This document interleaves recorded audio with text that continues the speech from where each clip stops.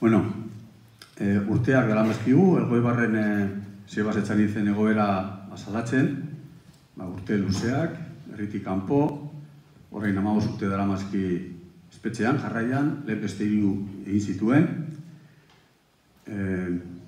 Badakizue, espalda batakizue nik esango dizuet, hile honetan 27an egingo dituela 75 urte, eta iruditu zaigu momentu interesantia o importantia ez da bere egoera azaltzeko, ez da. Esan behar dugu, Elgoibarren gauza asko egin direla Sebasen inguruan, presoen inguruan orokorrian, baina Sebasen inguruan ere, mobilizazioak, udal batzak onartu zuen mozio bat, ostegun herritarrek sinatu aurretik, baina, badakizue legeak dioenez, berak kalean egon beharko luke, baina Espainiako gobernuak ez du onartzen eta ez dizkio aplikatzen behar diren legeak eta eskubideak, ez da? Horregatik jarraitzen du espetxean. Eta guk jarraitzen dugu eskatzen, bere askatasuna, eta orduan bere urteak direla eta hainbat kontu, hainbat ekitaldi antolatu dugu, hau da lehena, baina jarripen izango du, aste honetan ez urrengo asteko igandean, Karakaten 2 martxa elkartuko gara, oinez, Alaintzitik martxa bat eta bestia Elgoibartik. Eta, bertan aterako du argazki bat, saldat txorizo egongo da, eta kotxez ere jutia bada. Gero, 27an, bere urtebetetze egunean, itxaldi bat izango da, bere abokatu etorriko da, bere egoera legala zehatza azaltzera, zeren eta Sebas 2. gradoan dago orain, nahiz eta barriro esan dudan moduan, ez dizkioten aplikatu nahi, gauzkien eskubideak, ez da? Eta azkenik, 30an ostirala, ingo dugu 2 konzentrazio, bat Azola Luzun eta bestia Elgoibarren. Elgoibarko izango da, 7:00 normalian 8:00 egiten dugu, baina 7:00 izango da, plaza handia. Orduan, animatzen zaituztugu parte hartzera, eta besterik gabe, mikrofona pasatuko diot Fermini, eta Fermin, aurrera. Arratsaldeon denori, plazer bada asteazken batean etortzea eta sinema ia beteta ikustea. Nik ere Sebasen aldeko kanpainarekin bat egiten dut, eta ez da lehenengo aldia Elgoibarrera etortzen naizena, kanpaina Elgoibarrek eragiten duen edo provokatzen duen kanpaina batekin bat egiten dudana. Horitzen naizelako Free Arnaldo, Arnaldo askatu kanpaina horren alde Elgoibar iaia bakarrik zegoenean, nire bai bat egin nuela, eta etorri nintzela hona, eta joan ginela autobus batzuetan gartzelaraino, Logroñoko gartzelaraino, eta gero kanpaina hori pixkat handiagoa egin genuen. Orduan eskatu zidaten joatea Bruselara, hango Europako Parlamentuan hitz egitera, eta hori pixkat, eskatu zidaten ere bai Irlandara joatea etor Dublinen egon nintzen, hori ezagutu nuen Gerry Adams. Antolatu genuen mugimendu kulturaletatik ere bai, Arnaldoren aldeko Arnaldo Ortegi aske Free Otegi, Freedom All kanpaina, eta orduan barro ekartu ginen Ramon Agirre, parte hartzen duena pelikulan, Eider Rodríguez, Laguna Handia eta baitare pelikulan inguruan ibili dena, eta Arkaizkano, berarekin lau eskutan idatzi nuela lehenengo bersioa, eta egin genuen ekintza kultural bat ere bai Arnaldoren alde, eta gero ja, ekarri genuenan Angela Davis, ja nolabait, Euskal Herri osoa ja zegoen kanpainarekin bat eginda, baina esen ere izan. Horituko zareten ez, gustatu zaion jendeari bat egitea, eta orduan Angela jatorri zenean, saiatu ginen sartzen Logroñoko espetxean, ez ziguten utzi, baina gero antolatu genuen kontzertu bat Kafe Antzokien, eta berak esan zuen Euskara maite zuela, baina ezin zuela hitz egin, baina bai ikasi zuela behintzat hitz bat ez, esan zuen Blackies beltza. Tira, hau, sarrera moduan, esateko Blackies beltza gauz asko direla, Blackies beltzaren aurpegiare ematen ari naizena eta nik idatu doalako dena, ni naizela, baina ia 400 pertsona egon direla lan egiten urte guzti hauetan, gero ikusten baduzue, edo ez pasaret aspertzen kreditutan azaltzen diren izen guzti horieko denek parte hartu dute, egon direla ahots asko, musikari asko, baina hori dena egiteko kontatu nahi dizuet historiotxo bat, eta historiotxo hori azten da nirekin, kortaturekin, eta 80. hamarkadaren hasieran, nik kortatu taldea prestatzen ari nintzela, Nikaragua sandinista abesten nuen eta abesten ari nintzen bitartean, Sebas zegoen ere bai Nikaraguan, Nikaraguaren alde, borruka egiten. Eta nik honendikan ez nekien euskera, eta justo uztailaren 7an, 1995an, ies egin zuen Joseba Sarmindiak eta Pikabeak. Eta orduan Irunen, eta Onjarbin, eta hola, kriston festa antolatu genuen, eta orduan horren gunen Euskaltegian, galdetu nien, irakaslei, nola raio posible zen itzuli abion martxon dela hostia. Ez neke lakori, gu gaztelaniaz genukan esabide batzuk, eta nahi genuen hori Euskara eramatea, ez? Hori Euskaraldia datorrela eta horrela, zaten, bueno, nola raio baita ere egin horrelako hizkuntz potente bat, eta kaletarra, eta gure biltzen dugun bezala. Eta hori, hasi ziren, giro ondia, ez dakiz zer, eta, azkenean Josu Landak berak esmatu zuen Kriston Martxa dabil, ez da. Eta Kriston Martxa dabil, ibilida mundu zuan zehar, eta, ni botatzen dizkizuet, horako esaldi, horako pista batzu baita ere gero aterako direnak pelikulan. Alegia, hilabete bat lehenago, egon ginen Martutenen, eta hori zagutu genuen Joseba Sarmindia, eta orduan bakar, hilabete bat bera ondago ies egin zuenan Pitirekin, esaten zuten gure kontzertua jasela prestatzeko, ez dakizer, eta onde bekatu ziguten gartzelan sartzea guretzako oso gauza hona zelako, Euskaldun guztiak zehilako susceptible sartzeko gartzelan gara hartan, eta onde bekatuta guizatea guretzako abantai handia zen kortatu den garaian. Kortatu, amaitu zen Euskaraz abesten, kolpez-kolperekin, eta egin genuen, ala eta guztiz ere, horrelako topaketa bat, ez? Guatera ginenean, apurtu nahi genuen denarekin, baina konstienteaz ginen, beste beranoldi bat zegoela, atzetikan, beste beranoldi borrokalari bat, kulturfrontean. Eta hori ziren ez izan ere ez dokamairukoak. Eta horien artean, zegoen guretzako totema zena, eta ez hori zen Mikel Laboa.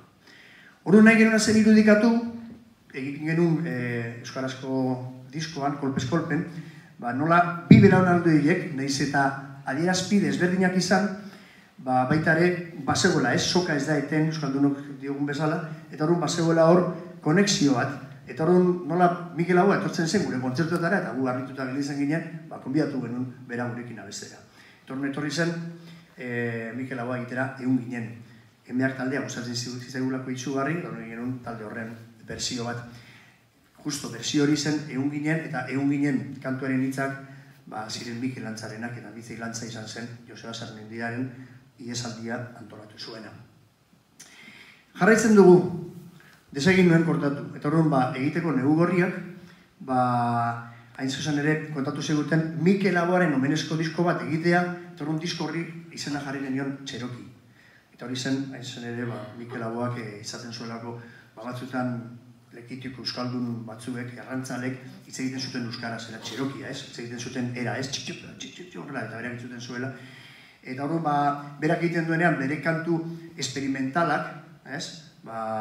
Nik deitzen diot dub musikan bezala, ez? Jamaikako musikariek egiten dut igual beste berzio bat dub eran, eta horren, berak egiten zuen lekeitioa, ez? Eta horren, gero ere Txerokia ere bai, esan genuen, hori horrela jarriko dugu, Txerokia, Mikel Laboaren kantuak. Eta hori nire eskaini zidaten kantu bat egitea, oraindikan talderik ez neukanean, egin irratean nengolako lan egiten gara hartan. Orduan, 6 izena jarri, prestatzen ari nintzen nire talde berriari, hartu genuen Gaberako Aterbea, Mikel Laboak Bertolt Brechten olerki bat hartu zuela, euskaratu zuen eta egin zuen kantua, ez? Eta horren guk erabaki genuen kantu hori hartzea, parte hartzeko disko horretan, ez? Kantu horrek, ez? Esaten duen hau zera, ez? Kontatu didate, Nueva Yorken, Broadway eta 26 karrikaren kantoian, negu gorrian gizon bate gauero jendeari otoi eskatzen, aterpea bilatzen duela bilutsiki daudenentzat. Mundu ez dara hortan aldatzen.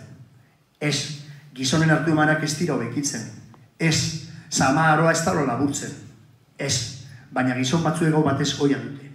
Aterpea nahi zehotzik ez, eta bereri zijoaken elurra, karrikan ari da. Liburuaren irakaspenik ez ahaztu, gizona.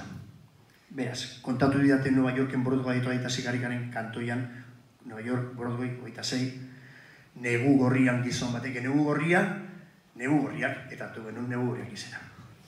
Beraz, ja negurukan taldearen izena. Eta horren bigarren lehenengo kontzertu eman genuen, hain zuzen ere, gartzela baten aurrean, Herrera de la Manchan. Eta gero hurren urtean, gure jarrak aleratu denean, orduan gora herria, binagin genuen eta lehenengo aldia joan ginen Kubara, jotzera. Eta hor Kuban ezagutu genituen errefusiatu batzuk. Gero ni jarraitu nuen bere bilbidea, eta Venezuelan egon nintzenean, ikustut egon nintzela Sebasekin eta guzti, nahi zuzon horritzen, baina ustut baietz. Eta, 98an, desegin nuenean, lehen gorria, hor egin nuen du taldearekin jira bat, irekiateak ditu geniona. Eta 98an tokatu zitzaigun, pairatzea berriz ere, baita ere, zentzura oso fuerte Euskal Herrian pairatu izan genuna, egin irratia eta egin itxizutelako, justo San Franciscotik bidaiatzen ari ginean New Yorkera. Eta gero jaurtik hau ginen Kubara, eta Kuban ordea tokatu zitzaigun Lizarra Garaziko zuetena.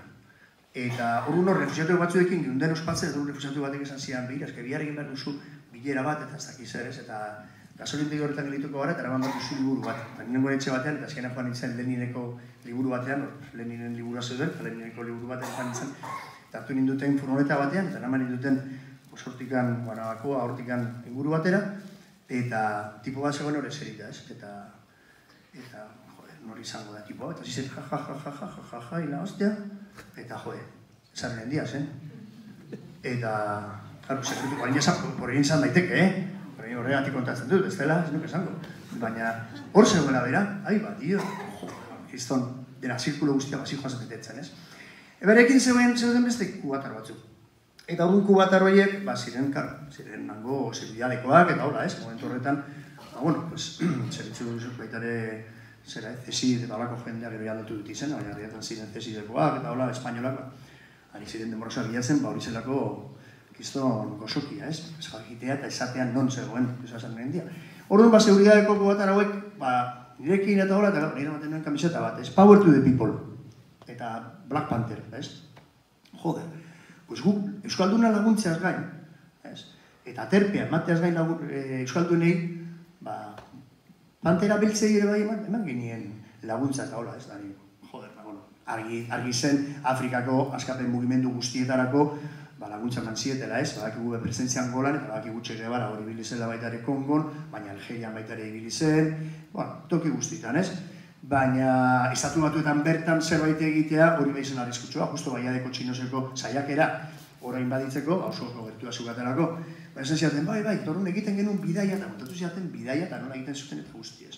Torun kontatu ziaten nola, orduan, sartzeko estatu batuetan, sekulako operazioa egin behar zuten, estatu batuetako baitzia FBI eta horrela eskulturazeko kubatarrak ere ari zirela operatzen estatu batuetan. Orduan, egiten zuten bidaia zen, Kubatikan Mexikora. Mexikoa zen base logistikoa irautza egiteko, baina garama itxasuntzia joan zela Mexikotik Kubara, eta hola, ez? Bueno, orduan Mexikora, zikoazten. Mexikotik sartzen ziren ja estatu batuetan. Eta estatu batuetatik, joaten ziren Quebecera, no zeugaten harremana eginda, Che Guevara egin zuelako harremana baita ere, FLQ, zela Front de Liberación Quebecoa, Quebecaren aldeko independentzia borroka armatuaren bidez lotu nahi zuena, eta gero, Montreal, baldin bat oso gertu da banatik, joan beharren zuzenean, joaten ziren Algeriara. Algeria lortu zuelako independentzia justu 72an, eta hor oso zagunak dira argazkiak baita ere Che Guevararenak Ben Beralekin izan zela lehenengo presidente Algerian, ez? Eta Algeriatik joaten ziren Madrilera, Madrileko enbajadan hendikan frankismoa gusten zielako, pixkat bere gauzak egiten, bat edaki zergatik, eta gero handikan Kubara bueltatzeko. Claro, gero nintzen dokumentazioa ikusten, eta konturatu nintzen, justo estatu batuek daukaten personari jarraituena oraindikan gaur egun dela Asata Shakur. Eta Asata Shakur senietasun badaukala Tupac Shakur ere raperoarekin, baina Asata Shakur dela Pantera Beltza Kuban dago oraindikan, ez? Errefusiatuta, Joseba Sarrendia eta beste batzu oraindikan dauden bezala. Orduan, esan nuen, historia honi kontatu behar dut. Horako bidei batena, ez? Eta orduan hori izan zen, larroita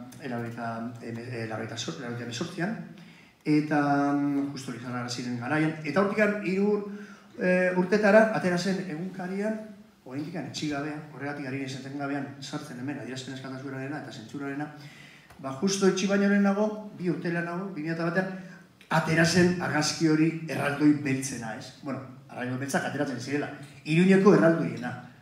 Iruñeko erraldoiak New Yorkeko 5. Avenidan desfilatzen. Eta argazkia zen oso harrigarria.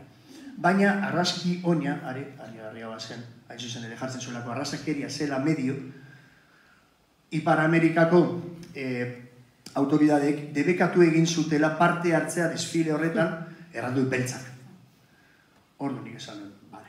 jazta, hemen dakat historia guztia. Bueno, historia guztia ez dakat, arrankea dakat, abia puntua, esateko, klaro, asmatuko dut personaje bat, hartuko ditut gertari historiko batzuk, baina personaje bat asmatuko dut, eramaten duena Braulia, normalan, badak sepi erraldi beltzak dira, bata da toko-toko eta beste Braulia. Braulia da azkeneko eta beti da jostatzen duena, eta dantzak gilditzen dena igual, dena joaten direnan gilditzen da jendearekin, eta hori izango da, nire personajea, eta arun berak egingo duen izango da gero, Kubara joango da, eta gero egingo du holako bidai bat. Ez da spoilera handia, baina kontatu dizuet pixkat, baita ere komikian, kaleratu genuen, baina izan zen, ez karo, 75 izan duzen, hau, New Yorkeko zera, ez, desfilearena, eta horrela, ez. Baina gero, elipse baten bidez, hartzen ditut 77ko 4 hilabete. Ez dagoela hilabeterik potentenetarikoak gizateriaren historian, ez. Azten garelako, Israelek egiten duen gerra, herrialde arabearen kontra, 6 egunetako gerra ditu ziotena, ekainaren hasieran, 27an, eta bukatzen da Che Guevararen hilketarekin Bolivian, urriaren 9an. Eta gero epilogo bat egongo da, hori ez du kontatuko. Baina hilabete horietan zenbat gauza gertatu ziren, eta nire interesan zidan asko da beti, hitz egiten duenean, Euskal Herriaren buruz eta horren beste hitz egiten dugula errelatoaz eta hola, bai, baina gu kontestu jarri baritu gauza guztiak, eta testo inguruan, beraz, garai hartan zegoen testo inguru bat, zen irautzailea, eta bazegoen irautza kultural bat, hain zuzen ere bultzatu egiten zuena irautza politiko bat. Eta gero zegoen, sexu askapena baiteren. Imaginatzen zuen errote arme frakzionekoek esaten zutela, tiro bat, larru jotze bat, eta esaten zuten sexu askapena lotuta egon barzuela baitere imperialismaren kontrako borrokan. Vietnamgo gerra daukagu, eta ingabean daukagu kapa ezberdinak, ez? Eta horren, gertatu ziren gauzak hilabete horietan, eta euskaldunekin baitere harremanatuta daudenak, nezago perfektua ziren kontatzeko historia hau. Badago fikzio bat, personaje batzu fikzioak direlako, eta badirelako, hain zuzen ere, baitere badira beste personaje batzu, badirenak errealak, ez? Beraz hori, da, errekurso literario bat, edo poetiko erabiltzen den asko, sinema gintzan, baitare literatura gintzan ere. Tira, pelikula honek beraz, egiten duena da arrazakeriaren kontrako aldarri bat. Azken finean baitare euskaldunok pairatu genolako arrazakeria New Yorken, baina jarraitzen dugu. Ez baldin badaia arrazakeria, jarraitzen dugu hain zuzen ere bazterkeria pairatzen. Eta azkeniko adibidea baita ere pelikula horrekin nik gertatu zedana, telebista espainolatik deitzen diatela, joateko elkarrizketa bat egitera, eta horren gugunean presioak direla medio, kasetariak barkamenak eskatu behar ditu nik konbidatu izanagatik. Beraz, ze egoeran gode hori indikan euskaldunok gaur egun, ez? Sarri handiak igual esaten zuen bezala, ez? Azkenean, deno gara moroak, ez? Lainoren azpian. Eta orduan pelikula honek arrazakeriaren kontrako, oiu bat baldin bada ere bai zentsuraren kontrakoa. Azken finean, zentsura bat izan zen, baiatu zutenak, hango erraldoiek, ez zitelako utzi dantza egiten. Eta horregatik esaten nahi kar, hau da, hain zuzen ere, hemen biltzen delako nik hausnartu dudana azkenek urteetan, ez? Badago, kulturen arteko, baita ere solasaldia, baina da baita ere adierazpen askatasunaren kontrako zentsura bat. Ez diete usten dantza egiten, eta hori John Mayer ukaikoak esan zuen bezala, ez? Dantzatzen duen herri bat, ez da inoziriko, baina hartu zuen hain zuzen ere, gora herria, kantetatik, kantatzen duen herri bat, ez da inoziriko. Horregatik proposamena, baita ere, pelikula honena, hain zuzen ere hori da, ez? Lauak abesten zuen bezala, apur dezagun katea, kanta dezagun batea, kantatzen duen herri bat, ez da inoziriko. Gora herria!